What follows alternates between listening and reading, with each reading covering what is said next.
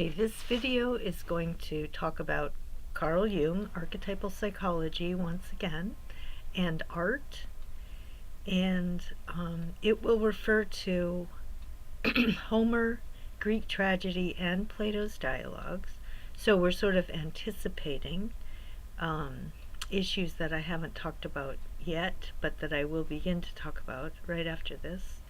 But it's weaving together, it's reminding, literally remind, people who are following this set of videos in roughly the chronological order, just to remind people of Aristotle's Poetics, Jung's notion of the collective unconscious, and the place of art in the process of educating the collective unconscious, and then linking that to Homer, and then also anticipating what's coming. And I do this because this is the way noetic education works, nous, because nous is a microcosm in the macrocosm, and it's finding patterns. So there isn't, the chronological order of things is not fundamental, it's the pattern. And culture is about recognizing, recognizing, reminding, remembering, reflecting. So this lecture will take a moment to reflect and then to move forward. Okay, the paper is called The Tragedy of Theories of Art During the Enlightenment. Strange as it may seem, this paper, written by a professional philosopher, is dedicated to a criticism of philosophy when it is understood as the worship of reason at the expense of emotion. This is similar to worshiping Apollo at the expense of all the other gods in the Greek Olympian pantheon.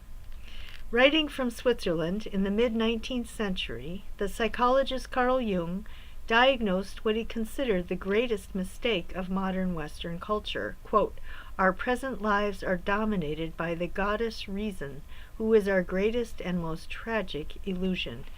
Now he calls that a goddess. Excuse me, this is not Athena. Athena was not the goddess of reason. She was the goddess of wisdom and war. Apollo was the god of reason.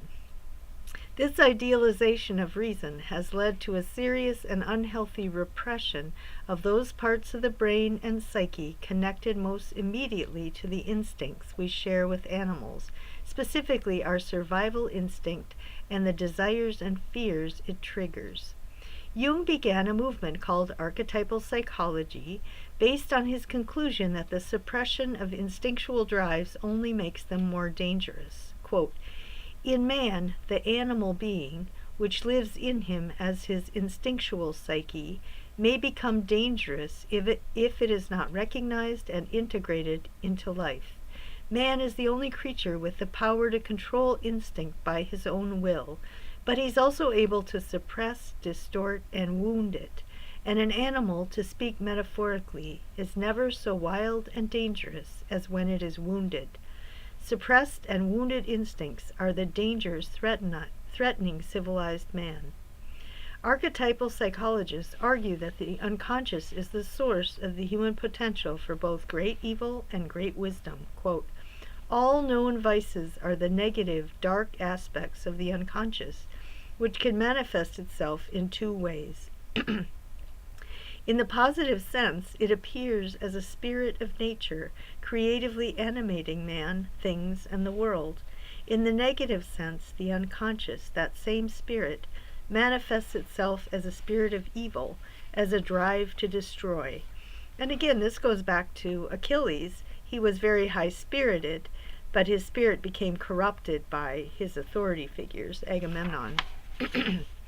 Archetypal psychologists argue that art in general, and religious art in particular, is humanity's tool for becoming conscious of the many subconscious and unconscious drives that make us who we are. Art presents a model of the way of life that integrates the instinctual psyche with the rational psyche. The best art describes the journey toward the fully integrated life as a long and difficult road, a road which includes knowledge of one's capacity for great good or great evil. It includes the ability to see through the souls of other people, to recognize hypocrisy, naivete, and irrational drives in other people and in oneself. And of course, the Iliad is full of that, and the Odyssey. Kant, a rationalist, and Hume, an empiricist, are only two examples of how Enlightenment thinkers who claim to worship reason tried to short-circuit this process of integrating the unconscious.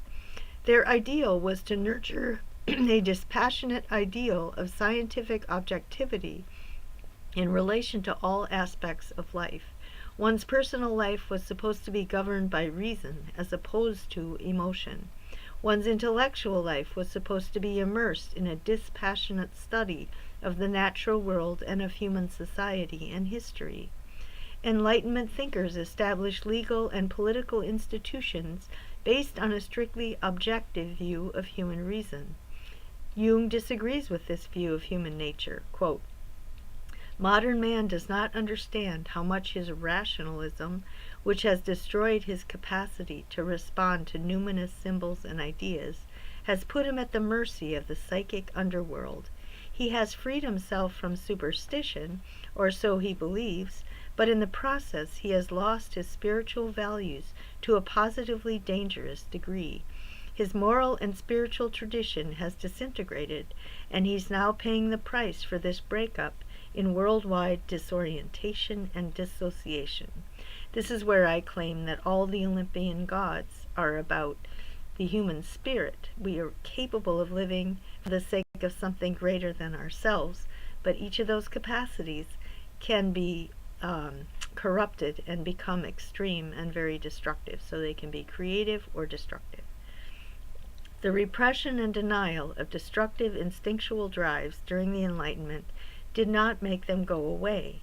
Instead, as has always been true, when individuals deny their own potential for evil, they inevitably project that evil onto someone else, calling them the enemy.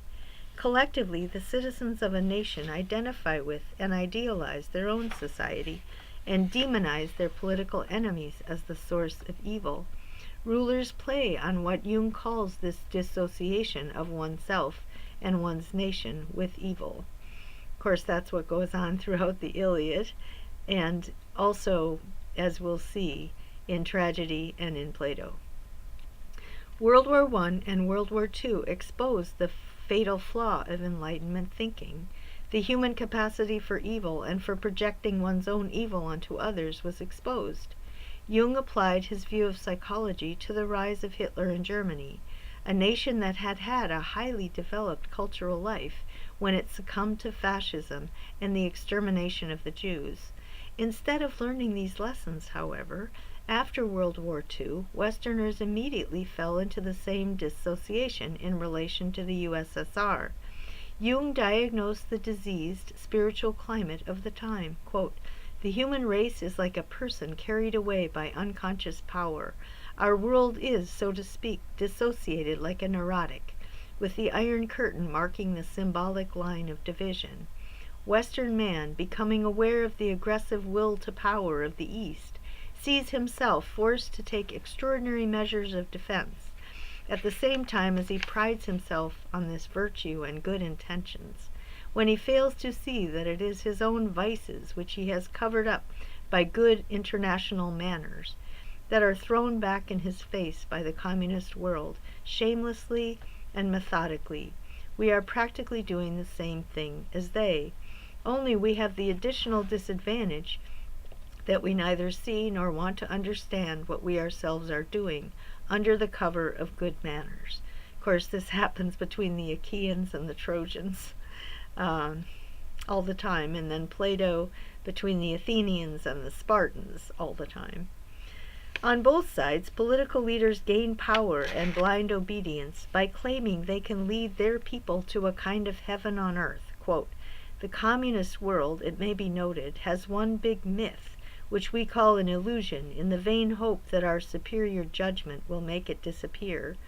It is the time-hallowed archetypal dream of a golden age or paradise, where everything is provided in abundance for everyone, and a great, just, and wise chief rules over a human kindergarten. This powerful archetype in its infantile form has gripped them, but it will never disappear from the world at the mere sight of our superior point of view. We even support it by our own childishness, for our Western civilization is in the grip of the same mythology. Unconsciously, we cherish the same prejudices, hopes, and expectations. We too believe in the welfare state, in universal peace, in the equality of man, in his eternal human rights, in justice, truth, and, do not say it too loudly, in the kingdom of God on earth. Well, right now we don't believe in the welfare state. We believe that greed is good, and greed is going to save us and help us prosper, which is even more corrupt, but life goes on. For Jung, the only attainable solution to a permanent state of war is for people to recognize and rid themselves of delusions so they can face adult human life for what it is. The sad truth, quote, "The sad truth is that man's real life consists of a complex of inexorable opposites, day and night, birth and death, happiness and misery, good and evil. We are not even sure that one will prevail against the other, that good will overcome evil, or joy defeat pain. Life is a battleground. It always has been and always will be," unquote. This does not mean that we must always be at war. It means we have to acknowledge the good and evil on both sides of every human conflict before we will be able and willing to negotiate with other people with the goal of minimizing war and promoting the highest quality of life possible for as many people as possible. My argument has two parts. First, I will show the Greek tragedy in Plato's dialogues and Homer expose the problem of projection and dissociation. They all try to get the public to recognize their false idealizations of their own virtue and the false demonization of the vices of their enemies. They all three want to inspire a keen desire for critical thinking, because they show the disasters to which such dissociation and delusion lead.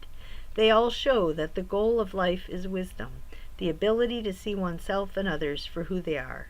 Self-knowledge and knowledge of others is a necessary precondition for the desire and ability to compromise and create a more stable society. Second, I will show that David Hume's view of the purpose of art makes exactly those mistakes Jung, Homer, Greek tragedy, and Plato warn us against. Hume's views of religion, of Homer, of Greek tragedy expose his Enlightenment faith. Although with many other intellectuals of his time, along with many other intellectuals, Hume believed that the most destructive instinctual drives human beings felt and acted upon in the past had been overcome permanently by modern science, the dissemination of knowledge, and the cultivation of modern reason. For Hume, this movement toward the power of reason as the force behind human history would only continue to grow. It would not regress. Reading their work from the vantage point of the 21st century, the blindness of Enlightenment thinkers to the human capacity for evil is truly tragic, in exactly the way so many characters in Homer and Greek tragedy and Plato's dialogues experience tragedy, and the way Aristotle's Poetics describes it. In spite of their good intentions, these intellectuals were morally intermediate people whose mistake in judgment led them and their societies to a bad end. Homer, Greek tragedy, and Plato are obsessive about trying to expose this problem. Over and over again, the characters in these works project their vices onto their enemies, idealizing their own culture and condemning their enemies as barbarians. The problem of projection is what generates the irony that runs continually throughout Homer, tragedy, and Plato. In tragedy, characters wear masks but tell what they really think and expose who they really are. In normal life, people do not wear masks but hide their true nature from themselves and from each other. In Plato's dialogues, Socrates gets his interlocutors to tell him exactly what they think about the most serious questions in life. In Homer, the Greeks demonize the Trojans. The Achaeans demonize the Trojans, while at the same time making the same or even worse mistakes. Although one could fill libraries with examples of such behavior, I will cite only two from only one play, Euripides' Hecuba. Both Odysseus and Agamemnon assume without question that the Trojans are barbarians while the Achaeans are civilized. Their victory over Troy was evidence that the gods were on their side. The Trojans proved their barbarism in two ways. First, Paris showed his barbaric attitude toward sexual aggression, stealing someone else's wife because of his uncontrolled lust. Further, as the son of the king, Paris violated the hospitality agreement he had with the Achaeans when he stole Menelaus' wife. This was the supposed cause of the war. The Achaeans were duty-bound to make sure hospitality agreements were honored. Hospitality agreements must be honored, or else all trust between city-states will end, and there will be continual warfare. As the play opens, the Greeks are headed home, but the winds have died down, so they have asked Polynestor for a safe haven in Thrace. Without Polynestor's hospitality, they would have starved. As the days pass, Odysseus reports that Achilles' ghost has told him that the winds will not return until Polynexa, daughter of Priam and Hecuba, is sent to Hades to be his virgin bride. As Polynexa is shepherded to the altar, her sense of dignity in the face of being innocently killed leads the Achaean soldiers to reconsider their demonization of the Trojans as barbarians. Only Odysseus does not doubt the righteousness of the cause. Further, while in Thrace, Hecuba finds out that Polynestor has killed her youngest son. Hecuba convinces Agamemnon to allow her to be left alone with him. Hecuba's servants kill both of Polynestor's sons and gouge out his eyes so he can't fight back. Agamemnon clearly violated his own hospitality agreement with Polynestor. The Trojan, Paris, violated hospitality by stealing Helen, who wanted to go with Paris. She was an unfaithful wife who asked the Trojans to break hospitality and let her into their city. Agamemnon broke hospitality with Polynestor by allowing Hecuba, his slave, to take her revenge on Polynestor, a revenge that involved killing two of his children and leaving his city without a future ruler. So who's the barbarian now? Certainly Euripides wants the Achaeans and all the Greeks in his audience to reconsider their hypocrisy and their ways of projecting the shadow onto the other. Plato's dialogues reflect another example of the same pattern. Now the struggle between civilization and barbarism, between good and evil, is understood as the struggle between Athens and Sparta. The Athenians believed they were the most civilized culture in the world because they had freedom of speech, an assembly made up of Greek males chosen by lot who voted on all public policy decisions, the rule of law, a system of trial by jury, religious festivals that included a contest among tragedians with the winner determined by majority rule, numerous public religious and secular shrines, a marketplace that included imported goods from around the world, and a space for talking for citizens to come and discuss public affairs, the Olympic Games, and many other rituals, institutions, and daily activities that promoted an active and informed citizenry. Plato's dialogues, set during the Golden Age, however, show that the Athenians forgot the ultimate goal of all these cultural institutions, the cultivation of practical wisdom in the majority of citizens. In order for the city to be self-sustaining over time, the people had to make good judgments about foreign and domestic policy. To be able to make the best judgments, the founders of Athens' cultural institutions aimed to create a quality of public life that encouraged people to continually educate themselves about public affairs. Public performances of tragedy stimulated critical thinking in all the citizens, educated and uneducated alike. Those who did not receive a formal education were learning how to recognize when rulers were truly using their power to benefit the city and when they were only deceiving the public and using their power to enrich and empower themselves and their friends. Plato's dialogues show how the leaders in every sector of Athenian society were using their power and status to promote their own irrational goals at the expense of the well-being of the city. Leaders in politics, business, education, religion, the military, law, medicine, and all other professional fields are motivated by money, status, honor, power, rather than by a desire for the well-being of the city as a whole. The characters in Plato's dialogues are unable or unwilling to learn the lessons Homer and tragedy are trying to teach. Some misquote Homer deliberately in order to appear to be pious in front of the masses. Some consider themselves too intellectual and progressive to believe in religion in any sense. Some who take Homer literally quote from Homer to justify whatever they want to do. Some really think Homer is advocating irrational emotions rather than exposing them, so that audiences will choose not to act that way. Throughout these dialogues, the Athenians are clearly obsessed with the desire to define themselves as not Sparta.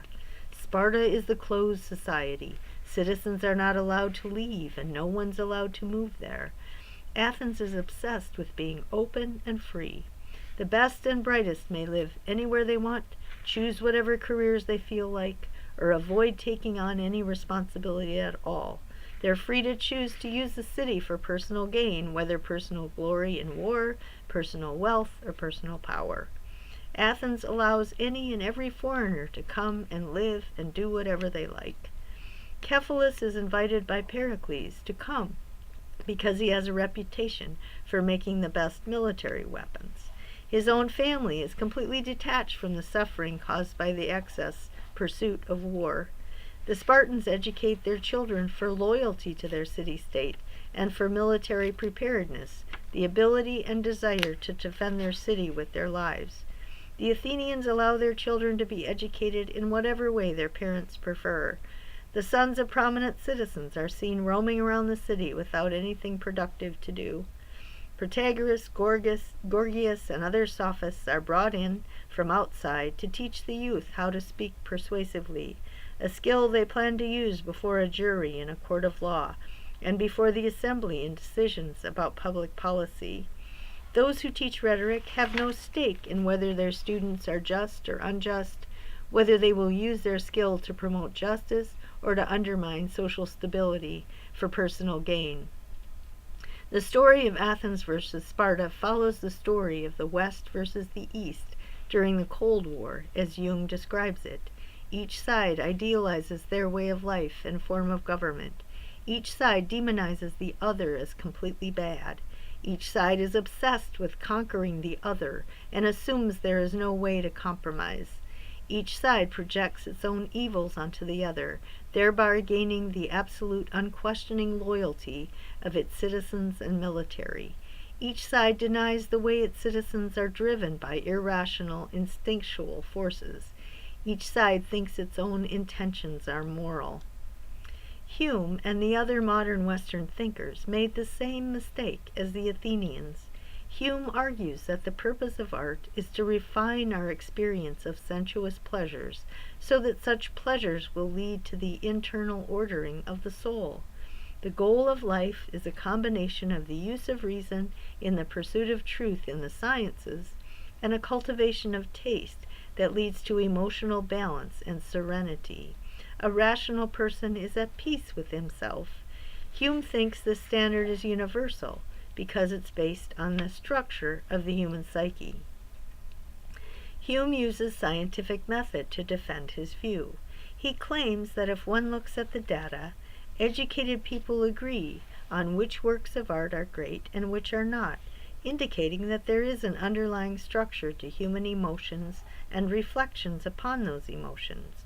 Through education and communication between educated people everywhere, general rules of art have been and will continue to be developed.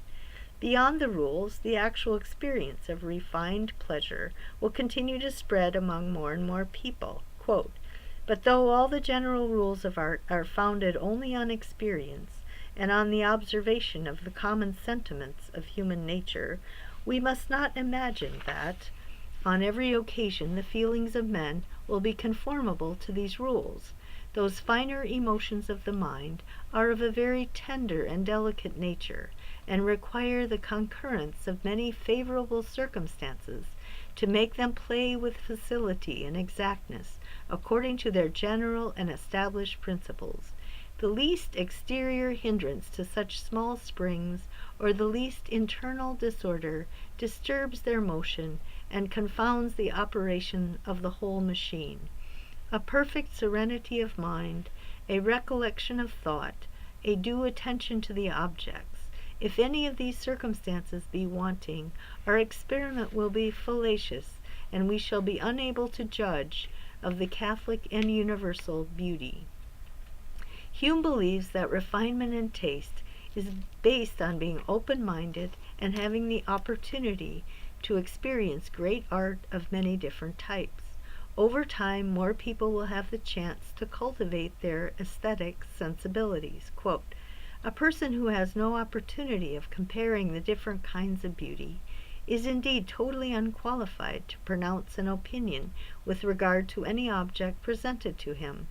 By comparison alone we fix the epithets of praise or blame, and learn how to assign the due degree of each.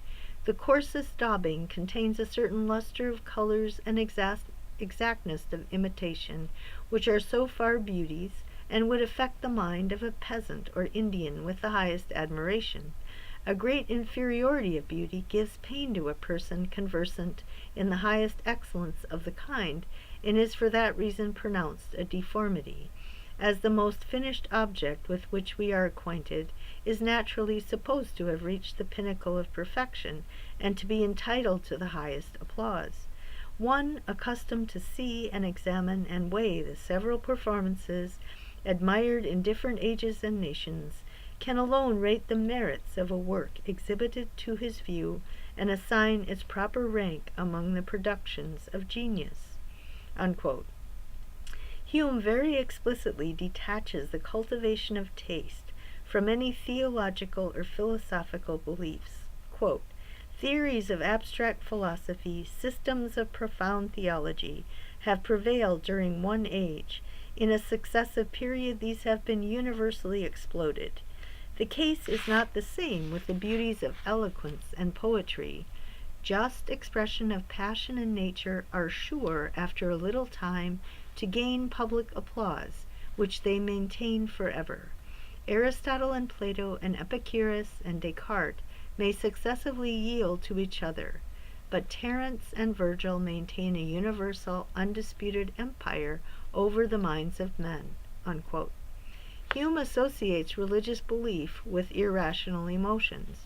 Insofar as an artist's theme is religious, those who approach art, even religious art, with the goal of cultivating taste, must learn to distinguish between the color, sound, shapes, and design of a work of art, and the pleasure it generates, from the theological underpinnings of the work. Quote, "No religious principles can ever be imputed as a fault to any poet, while they remain merely principles, and take not such strong possession of this heart as to lay him under the imputation of bigotry or superstition." Unquote. For Hume, the Catholic Church is particularly guilty of using art to promote irrational beliefs and emotions. Quote, "It is essential to the Roman Catholic religion to inspire a violent hatred of every other worship, and to represent all pagans, Mohammedans, and heretics as the objects of divine wrath and vengeance. Such sentiments, though they are in reality very blamable, are considered as virtues by the zealots of that communion, and are represented in their tragedies and epic poems as a kind of divine heroism." Unquote. Hume accuses the Catholic Church in particular, and religion in general, of using art to manipulate people into what Hume calls projection and dissociation. Hume's discussion of Homer exposes more clearly his belief in the evolution of human passion and the place of the European Enlightenment in recognizing and consciously promoting the evolution of humankind. Hume argues that Homer's characters claim to care about justice, virtue, and all the other goals we all associate with human excellence, but in their actual behavior, the Iliad and Odyssey show that human beings were less refined at that time than they were in Hume's place and time. Quote, this is what Hume says: Homer's general precepts, where he delivers any such, will never be controverted, but it's obvious that, when he draws particular pictures of manners and represents heroism in Achilles and prudence in Ulysses, he intermixes a much greater degree of ferocity in the former and of cunning and fraud in the latter than a modern artist would admit of. The sage Ulysses in the Greek poet seems to delight in lies and fictions, and often employs them without any necessity or even advantage. But his more scrupulous son, the French epic writer, exposes himself to the most imminent perils rather than depart from the most exact line of truth and veracity. Unquote. Hume has also engaged in projection and dissociation. He idealizes the Enlightenment, and he denigrates all earlier and other civilizations. Hume believes we can still appreciate Homer in spite of the fact that we do not agree with his view of the nature of the gods, or even of his view of what kind of life is the best human life, because people with very different beliefs and ways of life all can appreciate Homer. Quote, the same Homer who pleased at Athens and Rome 2,000 years ago is still admired at Paris and at London. A real genius, the longer his works endure, and the more widely they are spread, the more sincere is the admiration which he meets with. It appears, then, that amidst all the variety and caprice of taste, there are certain general principles of praise or blame, whose influence a careful eye may trace in all operations of the mind. Some particular forms or qualities, from the original structure of the internal fabric, are calculated to please, and others to displease, and if they fail of their effort in any particular instance, it is from some apparent defect or imperfection in the organ. A man in a fever would not insist on his palate as able to decide concerning flavors. Unquote. Hume's praise of Homer is clearly based on an appreciation of the sensuous qualities of the work, the rhythm of the prose, the coordination between the language and the action and emotions of the characters, and the other criteria for style in the arts, because the content, he says, is irrelevant. It doesn't have moral lessons for us anymore, because now we've learned how to mold the human psyche so it will not be subject to those horrible irrational drives that the Greeks were subject to. Hume recognized that the cultivation of taste required luxury, leisure time, and money enough to attend concerts, plays, museums, and other venues where art is presented. He argued that the increase in luxury will not lead to decadence or corruption, but instead will tend to lead to moral improvement, political liberty, and a larger middle class.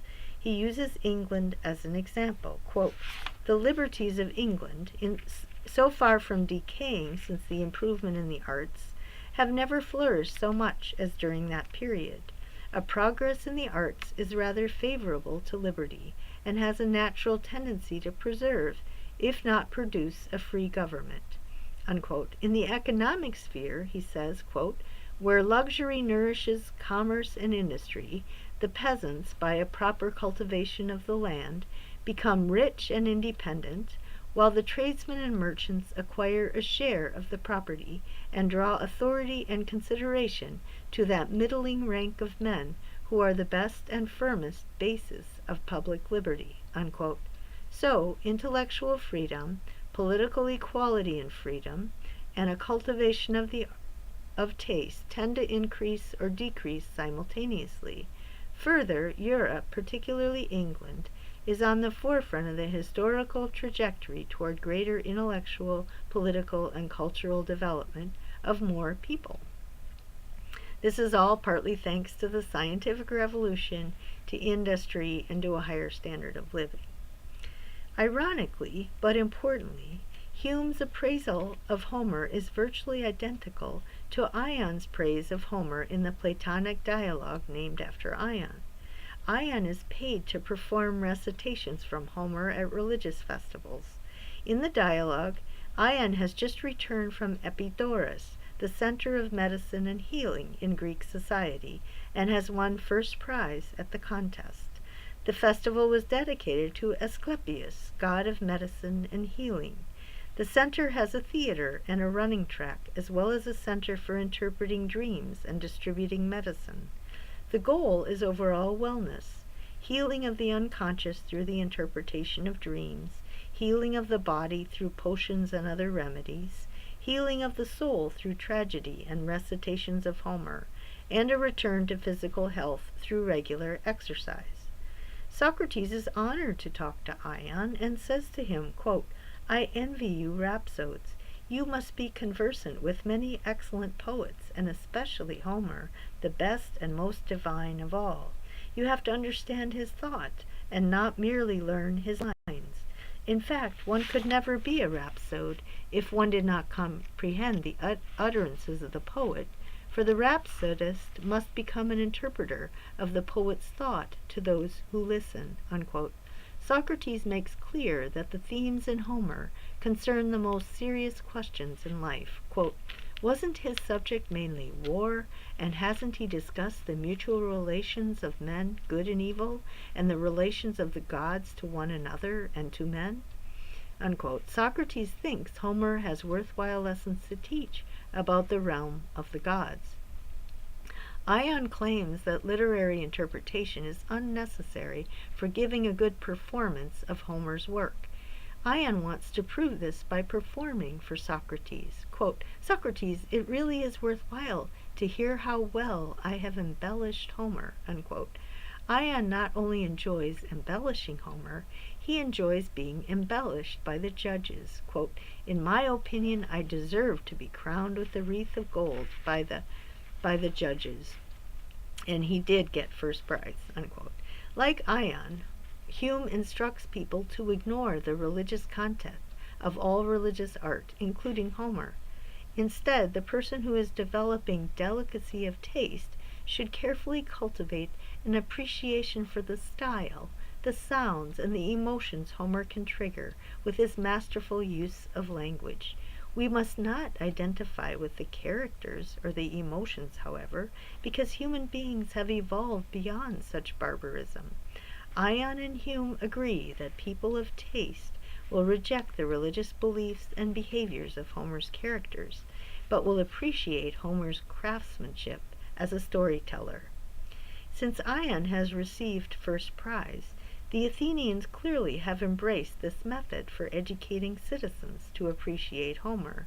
Readers can see how the educated elite in Athens considered recitations of Homer one more pleasure in a life filled with many and various pleasures, no one pleasure better or worse than a good meal or a philosophical conversation after dinner. As long as one believes that the best human life is something other than the life of the democratic personality, people are free to talk about anything at all, Homer one day and gourmet food the next. The democratic personality is described in Republic Book 8, that all pleasures are equal, and that was their dogma. If you suggested that that wasn't so, like Socrates did, you were in trouble. But as long as you just thought Athens is great because it's free and equal and everybody gets to do whatever they want, whenever they want, that's great. You're an Athenian. The same was true in Europe during the Enlightenment. David Hume wanted to cultivate this way of life, having luxury, having leisure time, cultivating taste, as the next step in cultural evolution. The middle section of the Ion dialogue explores another important issue in relation to art in general and Homer in particular. Ion cannot explain why he is so good at reciting Homer. Socrates has not convinced Ion that perhaps Ion is not as good as he thinks he is, or as the Athenians think he is, because he ignores the content and the moral lesson in Homer. Instead of re-examining his life, however, Ion simply wants Socrates to explain the situation. Socrates says, quote, "Not from art and knowledge comes your power to speak concerning Homer. It's a power divine. For a poet is a light and winged thing, and holy, and never able to compose until he's been inspired, and reason is no longer in him." Unquote. Ion is emotionally moved by Socrates' speech, and reveals his true motives and the emotions he feels while reciting. Quote, "I have to give them very close attention, for if I set the audience weeping, I myself shall laugh when I get my money. But if they laugh, it is I who have to weep at losing it." Unquote. Ion's remark shows exactly why the claim that a poet is divinely inspired and irrational is inadequate, and why everyone who claims to be an artist has to give a rational account of who they are, what they're doing, and why it's beneficial to humankind. Ion is not a light and winged thing whose inspiration comes from the gods. Rather, he has learned how to manipulate human emotions, both his and his audience's, to gain wealth. He has also perverted Homer's teachings and made the Athenians immune to the kind of education in critical thought Homer's work is intended to provide. He has taught the Athenians how to deny the dark side in themselves, rather than how to expose it and be horrified by it and flush it out. The dialogue shows indirectly why poetic inspiration cannot be split from giving a rational account of a work of art, including those who create, interpret, and critique art. Hume would applaud Ion for detaching Homer from its religious context and using it to entertain people at a festival, cultivating a public appreciation of the emotional power of storytelling without paying any attention to the religious moralizing it contains. The Athenians believed the same thing. They did not need to listen to Homer for the moral lessons, since they believed they had evolved beyond such irrational passions. Plato's dialogues show that they had not grown beyond such passions, and they paid a big price for denying it. The third section of the dialogue shows another motive behind Ion's recitation of Homer. Ion thinks he has the skills necessary to be a general in the Athenian army. He cannot figure out why the Athenians have not offered him the job. Ion does not think that the general's art requires a serious study of human history, human character, and military tactics. Rather, all that is required is the ability to arouse the emotions of the troops so they will risk their lives during war. Ion is possessed by his own will to power and uses Homer to show the Athenians he's qualified to exercise power. This is the very kind of mistake many of the characters in Homer make, valuing force rather than reasoning as a way to solve conflicts, valuing power over wisdom as the goal of human life, valuing the ability to motivate others to do whatever you just want them to do, rather than studying diligently so you will know whether the city ought to declare war or how a certain victory should be won. Once again, the Athenians did not get it. They did not recognize Ion's irrational ambitions and his perverted use of Homer's work. The Athenians believed that their society had evolved beyond the will to power in favor of the passion for freedom as a goal, including a passion to allow everyone to be as free as possible. The most glaring example of the uninhibited will to power is shown in Plato's dialogues in the character of Alcibiades, the brightest and most talented general who drove Athens into unnecessary and unwinnable military conflicts and ultimately betrayed his own city. Alcibiades was the incredibly high-spirited man and young man that is analogous to Achilles in Homer. Like the Athenians, Hume and the intellectuals at the forefront of the Enlightenment believed that science and the dissemination of knowledge would lead to a passion for equality, both between fellow citizens and between developed nations. Nations would seek negotiation with other nations rather than try to overpower each other. The passion for freedom of thought and expression, greater self-rule, and the value of education for many more people would spread throughout the world. Hume would not have believed that anyone in modern Europe would proclaim a universal will to power as part of human nature, and that the majority of Europeans would embrace this view.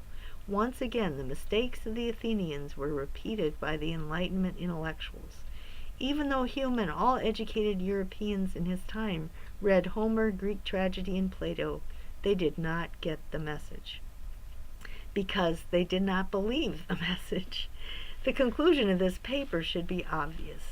Since September 11th, 2001, the world has once again devolved into two opposite camps: Westerners and Easterners, Christians and Muslims. But this time the Easterners are from the Mideast, including, ironically, the Persians or Iranians, one of Greek's old enemies. Both are trying to control the world. Both believe their philosophy will save the world and is the only way to save it. Both claim that the victory of the enemy will lead to the destruction of the world. Both try and convince a fearful public that they should fight and die for these ideals. Both try to hide the way they abuse power to gain more and more power for themselves and their friends at the expense of the security and well-being of those over whom they rule. The belief that globalization, the commercially based connection between human beings, will inevitably lead to world peace has been shattered, and yet people still believe in it. The demonization of capitalism as necessarily materialist, greed-driven, and leading inevitably to the destruction of the natural world is also wrong. So capitalism gets worshipped and it gets demonized.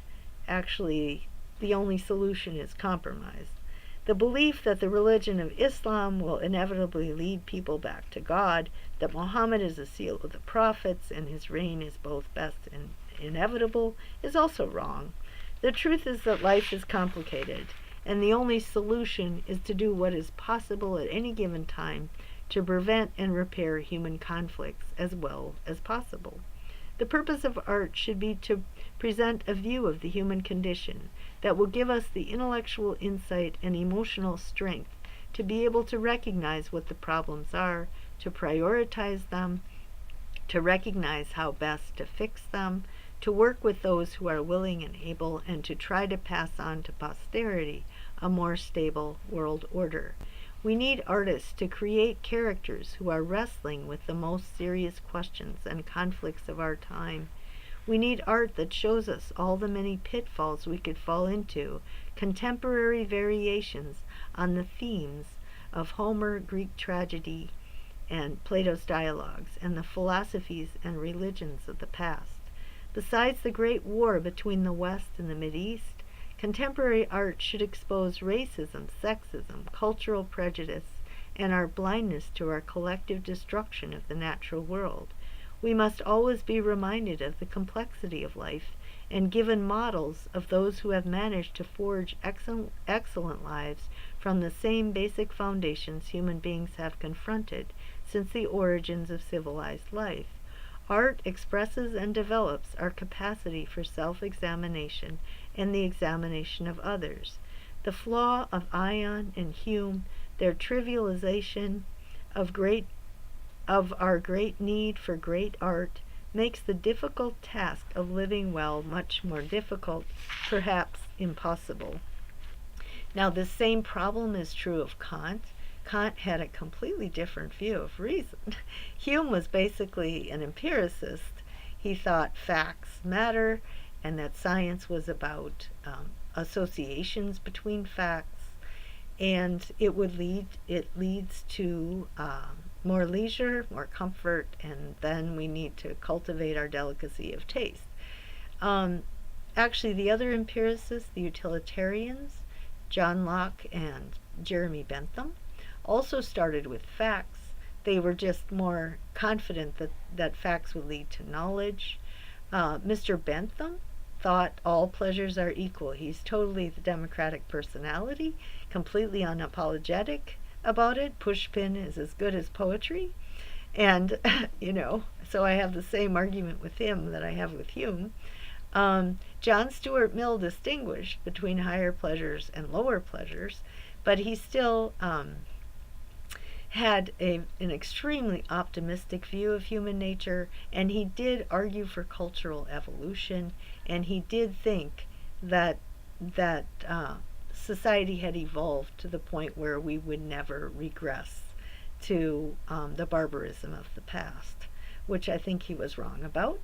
And then Immanuel Kant had that other version of reason, a priori categories, that we impose on the world. And what's really serious, according to Kant, is scientific method, scientific law, building this whole body of scientific laws, which actually are filters in our heads that we impose on the world. And then the moral law, giving ourselves the moral law and always acting on the basis of the moral law. So that's what's really serious about life. And then art sort of cultivates our sensuality and gives us a break. It's very similar to Hume.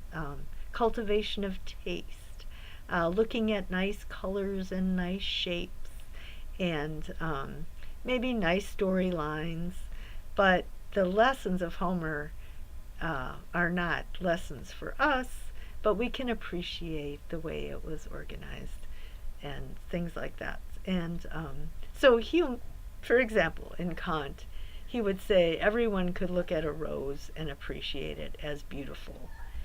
The color, the shape, the proportionality. And when we say it's beautiful, we want other people to agree with us about that.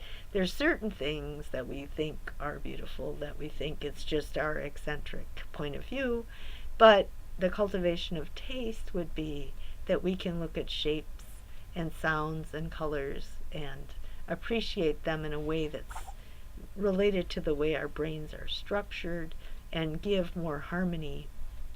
They harmonize the sensuous part of our psyche so that we can spend more time studying scientific law and giving ourselves the moral law.